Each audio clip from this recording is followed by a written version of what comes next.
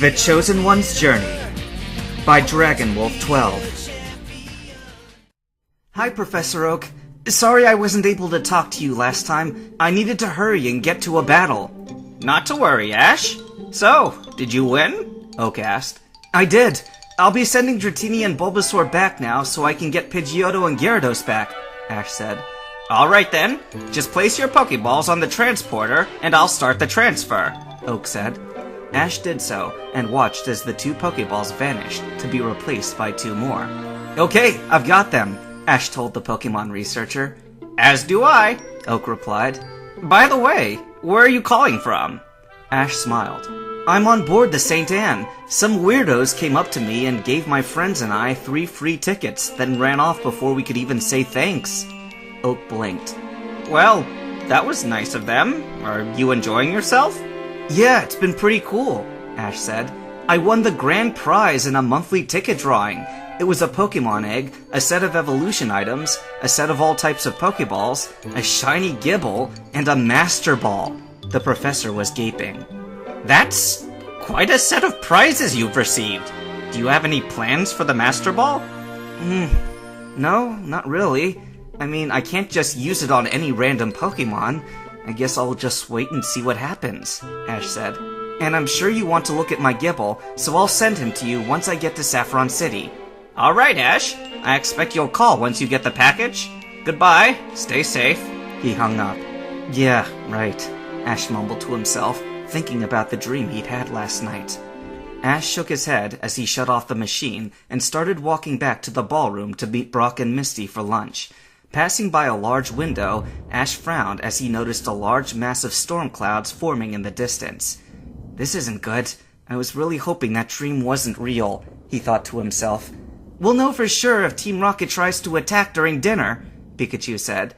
Stepping into the dining room, Ash looked around with his eyes and aura.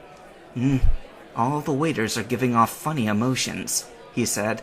Hey, is that James over at the Magikarp stand? Pikachu suddenly said. Ash followed Pikachu's pointing and saw that it was indeed James. He sidled over and listened to the conversation. See how healthy it is? The salesman asked as he tossed a Magikarp into James's hands. Ah, it certainly is lively, James replied. The salesman leaned forwards and started whispering loudly. Just between you and me, this Magikarp is like a Pokemon gold mine. James looked up in surprise. Gold mine? Right. A Magikarp lays 1,000 eggs at a time. Each of those 1,000 baby Magikarp lay 1,000 more. 1,000 times 1,000 makes 1,000,000. Ash stopped listening as he walked away, shaking his head in amusement. Pikachu was barely stopping himself from rolling on the floor in laughter. The rest of his Pokemon weren't even bothering. Ash's head was filled with the roaring laughter of 8 Pokemon. Finding his friends, Ash sat down next to Misty and started filling his plate with food. Noticing his smirk, Brock asked, What's so funny? Ash leaned in so that both could hear and told them what he'd just seen. 2 minutes later, 3 children and 1 Pikachu were laughing their heads off. Once lunch was finished, the 3 friends started wandering around the ballroom, chatting with various trainers and watching the occasional battle. Ash and Misty were listening as Brock chatted with a Pokemon connoisseur from Unova about trainer compatibility when it happened. All at once, all of the doors slammed shut, the curtains of the windows fell down and blocked out the sun, and all of the waiters ripped off their uniforms to reveal Team Rocket uniforms underneath.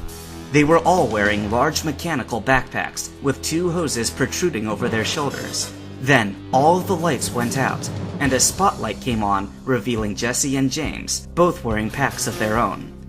Prepare for trouble, Jessie began. And make it double, James continued. To protect the world from devastation. To unite all peoples within our nation. To denounce the evils of truth and love. To extend our reach to the stars above. Jessie! James. Team Rocket blasts off at the speed of light. Surrender now or prepare to fight.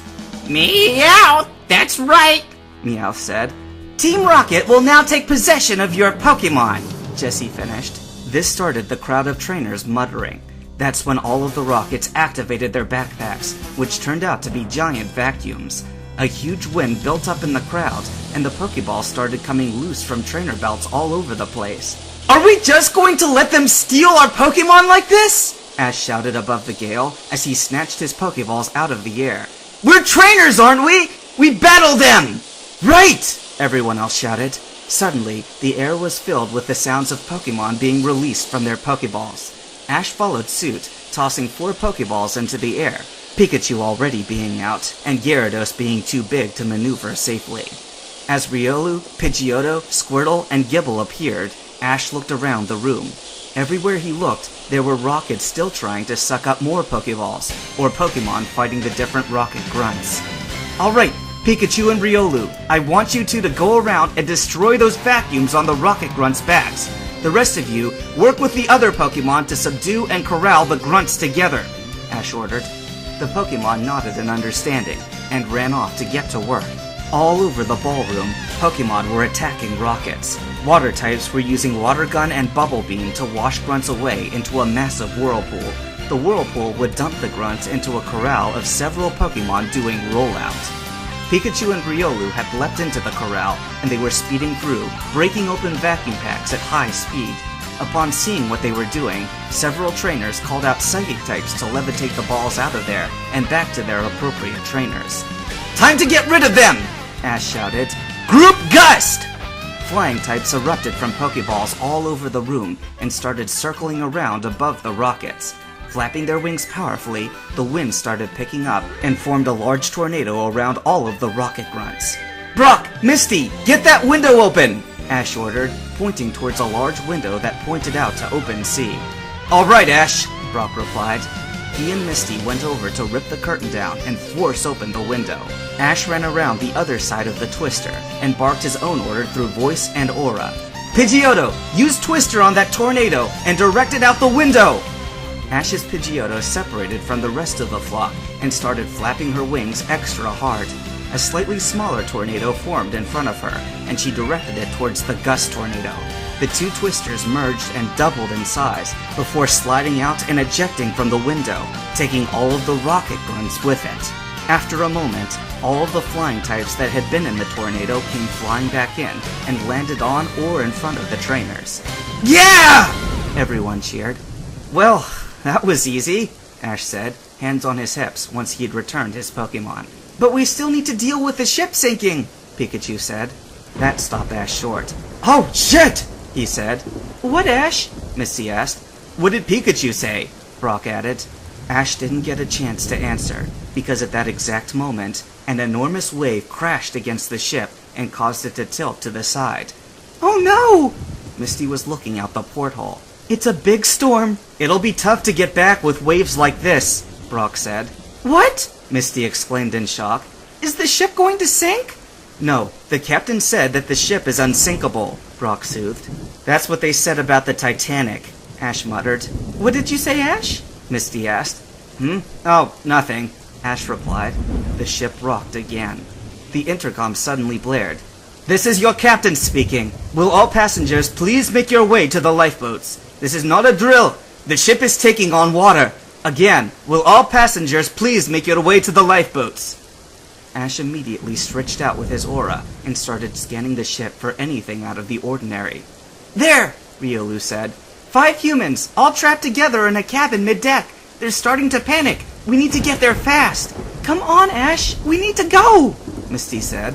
I can't, Misty, Ash replied. I can sense 5 trainers trapped in their cabin, and I need to get them to safety.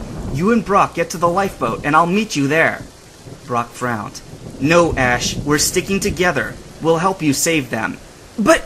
Ash tried to protest, but he was interrupted. You don't have any choice, Misty snapped, her red-headed temper starting to show. You're not the boss of us, and anyway, you'll have a better chance if we help you. But... Ash tried again, but he was silenced by an angry glare from Misty. All right, let's go! He ran off, deeper into the ship, followed closely by the former gym leaders.